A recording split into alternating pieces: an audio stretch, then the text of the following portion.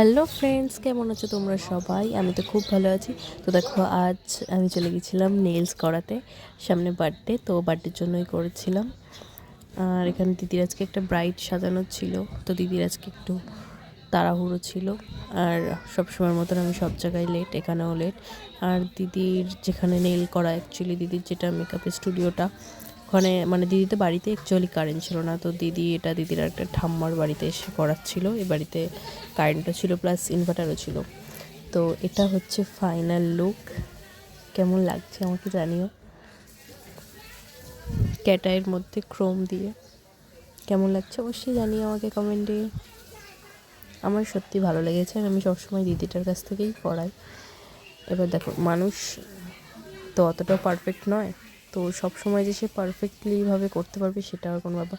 কিন্তু হ্যাঁ, সবসময় ভালো, মানে আমার অন্তত ভালো লাগে। আর কারোর মানে মুখের কথা আমি জানি না, আর কারোর ওপিনিয়নও আমি জানি না, কিন্তু আমার ভালো লাগে। আমি শুরু থেকে এখানেই করছি আজ পর্যন্ত, মানে প্রথম নেল এক্সটেনশন আমার এই দিদির কাছ থেকেও, আমি অন্য কারোর থেকে আর কখনো করাইনি। তো ভালো লাগলে লাইক করো।